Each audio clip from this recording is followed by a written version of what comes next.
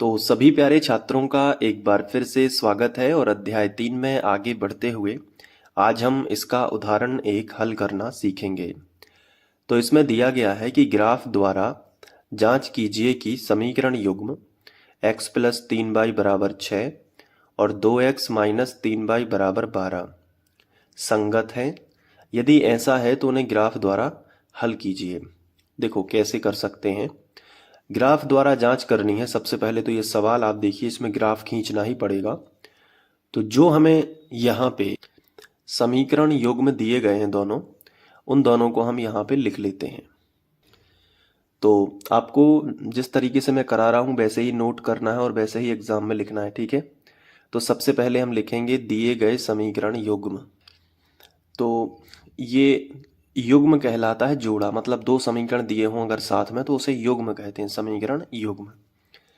अब दोनों को लिख लेते हैं। तो पहला समीकरण है x प्लस 3y बराबर 6 और दूसरा समीकरण है 2x माइनस 3y बराबर 12। अब एक बात बड़े ध्यान से समझना कि जो हमें समीकरण दिए रहते हैं उन्हें हम समीकरण 1 और समीकरण 2 बना सकते हैं।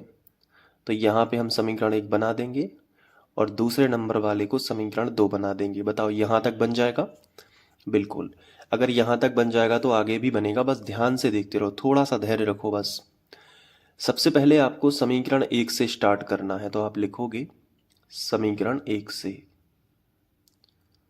समीकरण 1 से, और पूरा समीकरण 1 आपको लिख लेना है। क्या है समीकरण 1? x प्लस 3y और बराबर में क्या है 6। समीकरण 1 लिख लिया। अब इसके बाद x का मान मन से रखोगे तो y का मान मिलेगा। ये हम पहले वाले जितने भी वीडियो लेक्चर हैं सभी में बहुत अच्छे से आपको सिखा चुके हैं और हम ग्राफ तक पहुंच चुके थे उसमें, और मैंने अध्याय का पूरा निचोड़ पहले ही समझा दिया है कि क्या क्या है इस चैप्टर में। अगर आप वो फिलो बाय फिलो अच्छे से देख लेते हो एक एक वीडियो, तो आपको ये उदाहरण एक तो समझ में आएगा, इसके आगे के जितने भी सवाल हैं पूरे समझ में आएंगे। तो प्लेलिस्ट की लिंक डिस्क्रिप्शन में है, तो वहाँ से आप जाके सारे वीडियोस क्रम से देखोगे तो मुझे लगता है कि आपकी पढ़ाई और अच्छी होगी। अब यहाँ पे हम x का मान जो है अगर वो रखेंगे तो हमें y का मान मिलेगा, बिल्कुल मिलेगा। तो हम x बराबर 0 रख देते हैं। तो यहाँ पे ये है समीकरण 1 अपना। तो यहाँ पे हम लिख सकते हैं कि x बराबर 0 समीकरण 1 में रखने पर बन जाएगा ना। तो सबसे पहले हम 0 रख रहे हैं, आपकी इच्छा है आप कुछ और भी रख सकते हो। मैं x बराबर 0 समीकरण 1 में रखने पर लिख देता हूँ, और आपको एग्जाम में ऐसे ही करना है ताकि आप गणित में 100 में से 100 नंबर लेके आए। तो x बराबर 0 रखेंगे आप। तो यहाँ x जो है इसकी जगह पे हमने 0 रख दिया और प्लस 3y बराबर 6 लिख दिया। ये देखो बन जाएगा। जहाँ पे x लिखा है केवल वहाँ पे आपको 0 रख देना है, बिल्कुल भी टेंशन नहीं लेनी है, और बाकी पूरा समीकरण ज्यों का त्यों। अब 0 किसी भी संख्या में जोड़ोगे तो वो संख्या ही आएगी, यानी कि यहाँ पे आएगा 3y। ठीक है, वो धन क्यों नहीं लगाया? धन तो माना ही जाता है। धन तो ऊपर क्यों लगा? तो इसलिए ताकि 0 भी लिखा था ना साथ में, अब नहीं लगाओ लेकिन। और बराबर कितना लिखा है? 6। बन जाएगा यहाँ तक? ठीक है। अब गुणा वाली संख्या कहाँ आ जाएगी? बटे में। तो y बराबर 6 और बटे 3। ठीक है, हमेशा याद रखना जो गुणा वाली संख्या होती है वो बटे में आती है।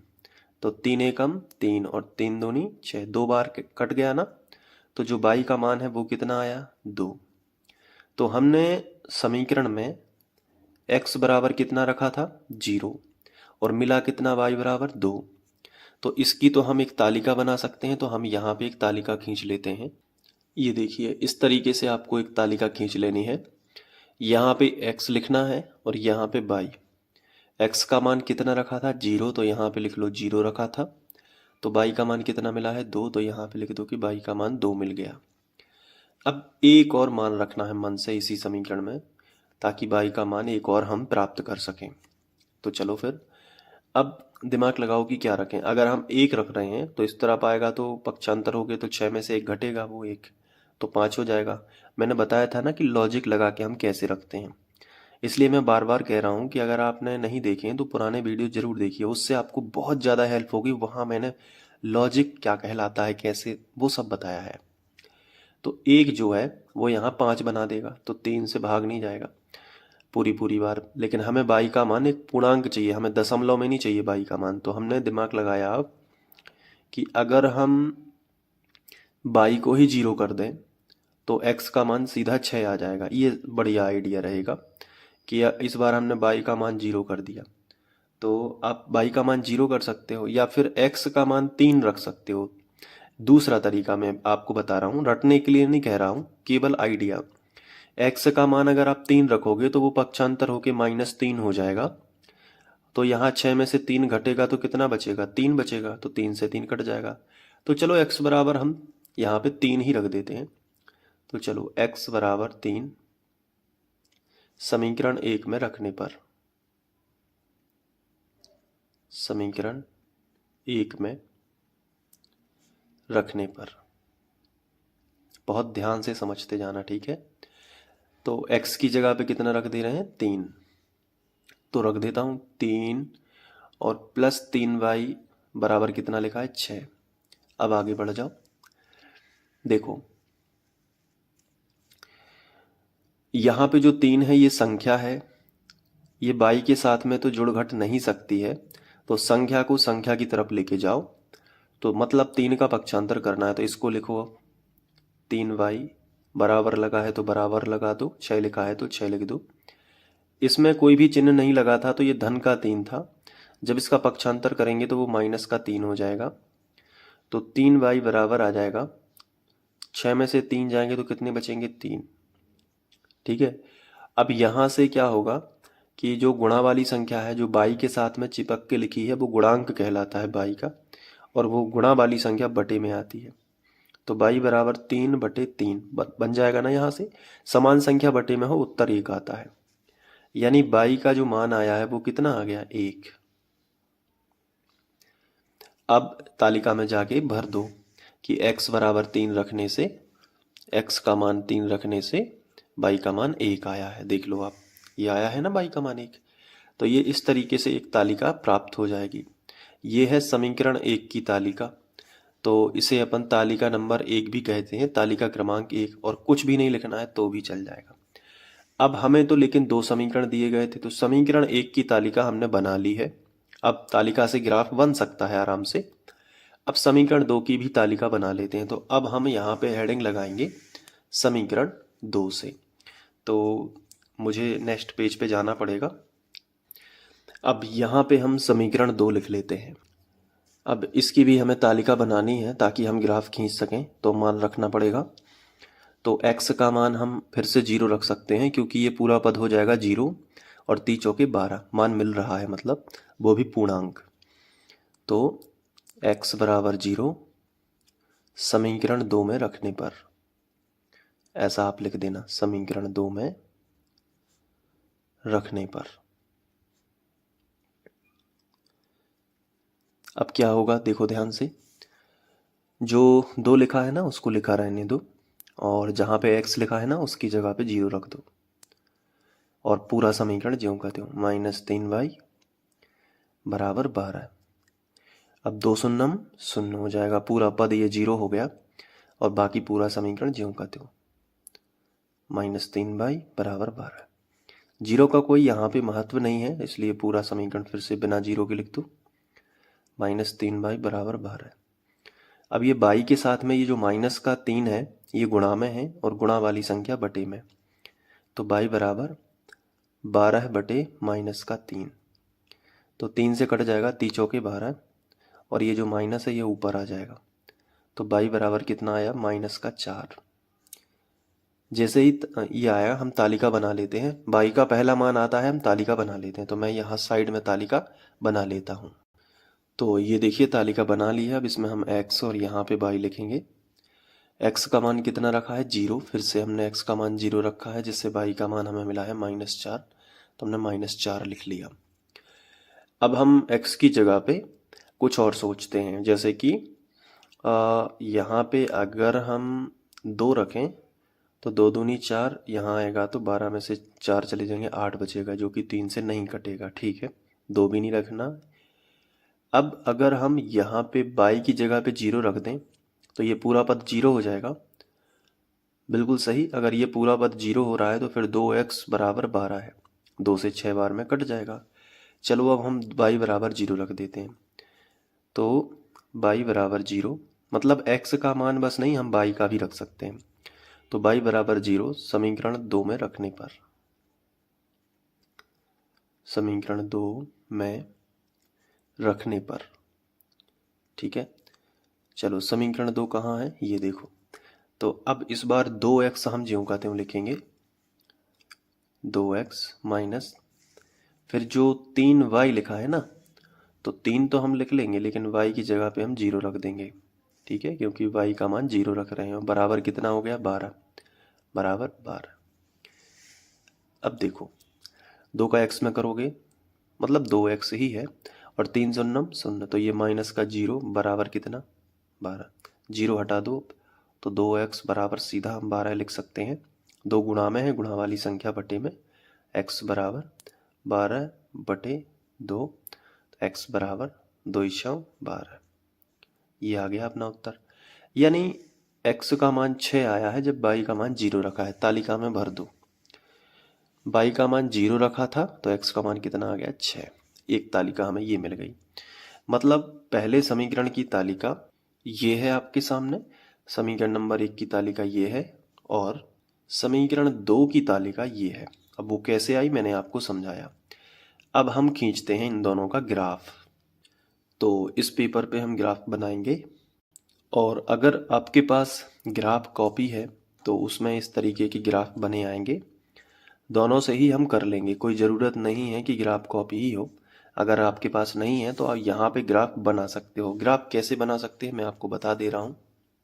ग्राफ बनाने के लिए आपको एक स्केल चाहिए बस, और पेन। तो क्या करना है, सबसे पहले आप प्लस का साइन बनाओगे एक बड़ा सा, मतलब एक आड़ी लाइन खींचना है आपको और एक खड़ी लाइन खींचना है। तो ये खड़ी लाइन भी हम खींच लेंगे, ये देखिए आप। अब बीच में जहाँ ये दोनों लाइन कट रही हैं यहाँ पे बिंदु ओ नाम दे देंगे, ठीक है। अब इसके बाद समान अंतर हम दे देंगे सभी जगह इस तरीके से, यहाँ से यहाँ जितना अंतर है उतना यहाँ से यहाँ होना चाहिए। देखो आप, तो इस तरीके से आप समान अंतर पे पेन की नोक रख के थोड़ा सा निशान बनाओगे, ये देखो ये। और इस तरफ भी ये जितना अंतर यहाँ है ना उतना ही अंतर यहाँ, बिल्कुल निशान बनाओगे आप, ठीक है। ग्राफ कैसे बनाते हैं मैं पहले सवाल में आपको बता दे रहा हूँ। ये देखिए ये इस तरीके से, हालांकि ग्राफ बनाना मैंने पहले वाले जितने भी वीडियो बनाए हैं उसमें बताया है। ऊपर भी निशान बना देता हूँ और नीचे भी बना देता हूँ, तो इस तरीके से हम ग्राफ में निशान बना लेंगे। अब आपको देखना है कि तीर के चिन्ह बनाने के पहले आपको एक चीज चेक करनी है। क्या? आप देखो कि जो समीकरण 2 का जो आपका तालिका है उसमें x मैक्सिमम कितना है, x 6 तक है, और y अधिकतम कितना है -4 तक है। तो देखो मैं आपको बता दूं, ये x अक्ष कहलाती है। ये कौन सी अक्ष है? x अक्ष। तो आपको चेक करना है कि x का जो मान है वो धन में है कि ऋण में है। 0 तो बीच में ही मिलेगा, लेकिन x का मान धन में है क्योंकि कोई भी चिन्ह नहीं है। तो धन का 6 है। तो देखो एक चीज ध्यान रखो यहाँ पे कि जो x अक्ष होती है तो पूरी x अक्ष, लेकिन 0 से यहाँ ये धन में अंक लिखेंगे। यहाँ पे 1 2 3 4 5 मैं लिख देता हूँ, 1 2 3 4 5 6 7। ये धन में अंक लिखेंगे, लेकिन इस तरफ माइनस में लिखेंगे। लेकिन कई बच्चे गलती करते हैं, यहाँ से लिखना शुरू करते हैं -1, -2, -3। ऐसा नहीं करना है, जीरो के बाद ही तो एक आएगा ना। तो यहाँ पे -1, फिर यहाँ पे -2, फिर यहाँ पे -3, फिर यहाँ पे -4, फिर यहाँ पे -5, फिर -6, ऐसे बढ़ते चले चलो, -7, -8। इसी तरीके से ऊपर आपको प्लस में लिखना है और नीचे माइनस में। तो यहाँ पे आएगा 1, फिर आएगा 2, 3, 4, 5, 6, 7, 8, 9। और यहाँ पे क्या आएगा -1, तो मैं इसी तरफ लिख देता हूँ -1, -2, -3, -4, -5, -6, -7, इस तरीके से बना लिया। मैं आपको ये बता रहा था कि जैसे इसका x का अधिकतम मान कितना है 6, तो आपको ये जरूर अपने ग्राफ में देखना है कि ऐसा तो नहीं कि आपने नंबर 6 तक बनाया ही ना हो। जैसे मैंने तो बनाया है 6 क्या 7 तक बनाया है, लेकिन कभी कभी हो जाता है गलती कि आपने छोटी लाइन बनाई वो 5 तक ही बना है और आपने फिर तीर का चिन्ह बना दिया ये वाला। तो तीर का चिन्ह बाद में बनाना है, जब आपको बिल्कुल पक्का पता चल जाए कि इतने में हमारा जो हमारी तालिका में जो मान दिए गए हैं इससे ज़्यादा नहीं है। तो अब मैं तीर के चिन्ह बना सकता हूँ, क्योंकि हम समीकरण 1 की 2 की देख लिए, अब समीकरण 1 में भी देख सकते हैं। ये देखिए समीकरण 1 की जो तालिका है उसमें भी x का मान 3 तक ही मैक्सिमम है और y का मान 2 तक ही अधिकतम है। तो कहने का मतलब ये है कि ये चेक कर लिया करो, ठीक है। हर एक चीज पेपर में याद रखना है। ये कौन सा अक्ष है, ये बाई अक्ष है, ठीक है। और ये बाई का ऋणात्मक अक्ष है, तो बाई ऋणात्मक, ये भी लिख लेना है। अब थोड़ा ध्यान दो इधर पे। अब दोनों की जो तालिकाएं हैं, पहले समीकरण की तालिका ये है, तो इस तालिका से ये पहले समीकरण की तालिका है, मैं आपको दिखा देता हूँ। पहले समीकरण की तालिका है ये, इसका ग्राफ बनाओ पहले। तो x का 0 है और y का 2 है, तो बताओ x का 0 और y का 2 कहाँ मिलेगा। तो सबका 0 तो यहीं होता है सेंटर में, और y का कितना देखना है 2, तो y का 2 ये है। तो 0 और 2 को मिलाने वाला बिंदु कौन सा होगा। तो जब भी कोई 0 हो और कोई संख्या हो तो संख्या पे ही वो बिंदु बनेगा।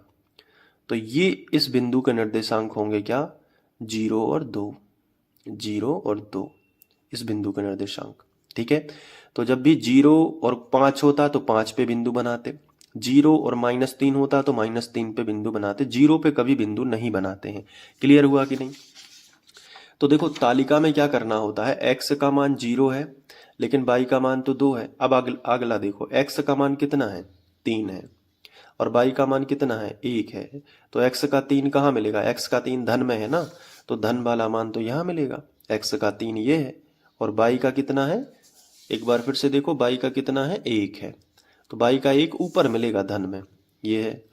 तो ये 3 और 1 को क्या ऐसे मिला दोगे, आंसर है नहीं, आपको कॉर्नर निकालना पड़ेगा। तो 1 को ऐसे बढ़ाओगे और 3 को ऐसे बढ़ाओगे, तो ये जिस भी पॉइंट पे मिलेगा ये स्केल से मिलाना आप, ठीक है। तो इस पॉइंट पे मिला तो इस वाले पॉइंट को हम कहेंगे क्या, 3 और 1। पहले x वाला लिखेंगे फिर y वाला, x वाले को भुज कहते हैं और y वाले को कोटि कहते हैं। तो ये मिल गया। अब आपको ध्यान रखना है कि ये तालिका से दोनों बिंदु हमें मिल जाते हैं। तालिका से क्या मिले, हमें दोनों बिंदु मिल गए हैं। अब इन दोनों बिंदुओं को हम मिला देंगे, ठीक है। तो मिला देते हैं, तो स्केल रखा दोनों बिंदुओं को मिलाते हुए और इस तरीके से एक लाइन खींच दी। ये देखो ये मिला दिया, तो यहाँ पे एक तीर का चिन्ह बना दिया और यहाँ पे एक तीर का चिन्ह बना दिया। इस लाइन को, इस ग्राफ को हम PQ नाम दे सकते हैं। ये पहले समीकरण का ग्राफ है, ठीक है। पहले समीकरण का ग्राफ कहते हैं इस लाइन को। और इस पे वो पहला समीकरण भी हम लिख सकते हैं जो कि था x + 3y = 6। ये पहला समीकरण है। अब हम दूसरे समीकरण का ग्राफ बनाएंगे। ये रहा दूसरा समीकरण। दूसरे समीकरण की तालिका ये है, इसका ग्राफ बनना है। तो x का 0 है और y का -4 है। तो देख लो यहाँ कहाँ है, x का क्या है 0, तो सबका जीरो ये है और बाई का है -4। तो -4 बाई अक्ष तो ये पूरी है, लेकिन बाई का माइनस में मान चाहिए, तो नीचे आना पड़ेगा। ये है -4। तो 0 और -4 में बिंदु कहाँ रहेगा? -4 पे। तो मैं पेन बदल लेता हूँ पहले। ये देखो, ये है यहाँ पे डार्क करना पड़ेगा, क्योंकि मैंने आपको पहले भी बताया है कि जैसे 0 और -4 है तो -4 पे डार्क होगा, 0 पे कभी डार्क नहीं होता। अगला है x और 6 और 0, तो 6 पे डार्क हो जाएगा। ये देखो 0 पे तो डार्क होगा नहीं। तो ये जो दोनों बिंदु हैं, ये दूसरे समीकरण के बिंदु हैं। इन दोनों को अब हम मिला देते हैं। तो चलिए मिला देते हैं, इन दोनों बिंदुओं को भी हम मिला ही देते हैं। ये देखिए इस तरीके से मिला दिया। अब ये दोनों बिंदु जिस भी पॉइंट पे टकरा रहे होंगे वो उनका हल होगा। हालांकि तो मैं अभी यहाँ पे जो है चूंकि हाथ से ग्राफ बनाया है तो थोड़ा बहुत त्रुटि हो सकता है, लेकिन हाथ से ग्राफ बनाओगे तो ऐसा ही होता है। इसमें हम क्या लिख सकते हैं? जो दूसरा समीकरण है 2x - 3y, 2x - 3y बराबर क्या होगा? 12 हो जाएगा। तो मैंने आपको बताया ना कि हाथ से बनाने में अगर थोड़ा सा भी डिस्टर्ब होगा, जैसे ये जो बिंदु है ये यहाँ था, ये बिंदु थोड़ा सा, तो हम इसको थोड़ा ऐसा करेंगे इस तरीके से। तो ये जो पहले जो ग्राफ की लाइन है वो ऐसे जाती, तो ये 6 और 0 पे कट रहेगी। तो यहाँ से न जाके बस इतना बस सुधारना है कि यहाँ से ये लाइन जाएगी। आप करोगे तो आप फिक्स बना लोगे। तो यहाँ पे आपको लिखना है 6 और 0। तो ये दोनों रेखाएं बिंदु 6 और 0 पे कट करेंगी। और अगर आप ग्राफ कॉपी पे बनाओगे तो वहाँ पे बिल्कुल गलती होने की संभावना नहीं रहती है। यहाँ पे भी नहीं रहती, बट आपको थोड़ा, चूंकि कैमरा लगा है ऊपर, तो कहीं में थोड़ा बहुत मिस्टेक हो जाता है, क्योंकि अच्छे से लिखते नहीं बनता। फिर भी मैंने आपको बता दिया कि कैसे करना है, ठीक है। अगर आप समझदार होंगे तो खुद से करोगे, बिल्कुल निश्चित सही उत्तर आएगा। इसके बाद हमने देखा कि दोनों रेखाएं इस 6 और 0 पे कट रहा है, मतलब दोनों, जो सबसे पहले तो हम लिखेंगे जो सवाल में पूछा गया था। क्या पूछा गया था? ये पूछा गया था कि संगत हैं कि नहीं है। तो हाँ, संगत हैं। संगत होने का मतलब क्या दोनों रेखाएं किसी भी बिंदु पे मिल रही हैं? संगत होने का मतलब यही होता है कि क्या मिल रही हैं। तो आंसर है हाँ, मिल रही हैं। ये 6 0 पे मिल रही हैं ना, क्योंकि ये ग्राफ यहाँ से जाना था, तो 6 0 पे मिल रही हैं। तो बिल्कुल हम लिखेंगे यहाँ पे, कहता है दिए गए समीकरण युग्म से प्रतिच्छेदी रेखाएं प्राप्त होती हैं। अतः दिए गए समीकरण युग्मों से प्रतिच्छेदी रेखाएं प्राप्त होती हैं। जो बिंदु कहाँ मिलती हैं? 6 0 पर मिलती हैं। अतः रेखाएं संगत हैं। तो अतः रेखाएं संगत एवं अद्वितीय हल होगा। तो हमने पहले भी पढ़ रखा है कि अगर रेखाएं आपस में प्रतिच्छेद होती हैं तो वहाँ पे अद्वितीय हल ही होता है। अद्वितीय हल का मतलब है केवल एक ही हल होगा, दूसरा नहीं होगा, और वो हल है 6 और 0। तो इसलिए हमने लिखा कि अतः रेखाएं कैसी होंगी? संगत होंगी, और हल कैसा होगा? अद्वितीय। ठीक है। तो संगत रेखाओं का मतलब समझ लो जहाँ पे वो रेखाएं टच हो रही कम से कम। मैं आपको 3 ग्राफ बता रहा हूँ, बहुत ध्यान से समझना। ये देखो, पहला ग्राफ है, रेखाएं जब आपस में टकराती हैं या प्रतिच्छेद करती हैं तो हम उसे कहते हैं संगत रेखाएं। यहाँ पे टकरा रही हैं, और यहाँ पे जब भी इस तरीके की पोजीशन बनती है तो अद्वितीय हल कहलाता है। पहली चीज। इसके अलावा अगर हमने पहले समीकरण का ग्राफ खींचा और उसकी लाइन ऐसे आई और उसके ऊपर से ही दूसरे समीकरण की लाइन आई, तो इस प्रकार की जो रेखाएं होती हैं उन्हें समपाती रेखाएं कहते हैं, और वो हर जगह टच हो रही हैं, इसलिए संगत रेखाएं भी कहलाएंगी। संगत का मतलब होता है क्या रेखाएं संगत हो रही हैं, क्या वो मिल रही हैं। तो बिल्कुल मिल रही हैं। जब यहाँ तो एक के ऊपर एक रखी हुई तो हर जगह टच है, तो इसलिए अनेक हल हैं। और उसके लिए ये a1/a2 बराबर होता है b1/b2 और बराबर होता है c1/c2। अगर आपको ये नहीं पता है तो आप पहले के वीडियो देखिए, मैंने सब कुछ बताया कि a1/a2 है क्या, आगे भी बताऊंगा। और समांतर रेखाएं भी होती हैं कि पहले समीकरण की रेखा ऐसे जा रही है, दूसरे समीकरण की ऐसे जा रही है, तो इनके बीच में ये समान अंतर बना रहेगा, तो कभी टच नहीं करेंगे एक दूसरे को। जब टच नहीं करेंगी तो असंगत है, मतलब इनकी कोई मित्रता नहीं है, तो यहाँ पे कोई भी हल नहीं मिलेगा। जब टकराएंगी जब हल मिलेगा, एक बार टकराएंगी तो एक हल मिलेगा, और अगर अनेक बार टकराएंगी, जैसे एक के ऊपर एक है, तो अनेक हल मिलेंगे, है ना। ये चीज रहती है, बहुत ही सरल है। तो ये पहला उदाहरण कंप्लीट हुआ। आई होप आपको पसंद आया होगा ये, और आप इसको नोट कर लो अब। तो यहाँ से लिखना स्टार्ट करो, ठीक है, यहाँ से। इसके बाद ये, फिर यहाँ पे, इसके बाद ये, फिर ये ग्राफ है तो इसको भी बना लेना, और ग्राफ के नीचे की भाषा। और एक बार खुद से प्रैक्टिस करना, बनने लगेगा, ठीक है, कोई दिक्कत वाली बात नहीं है, खुद से प्रैक्टिस करना तो बनेगा। मिलते हैं उदाहरण 2 में। Thank you.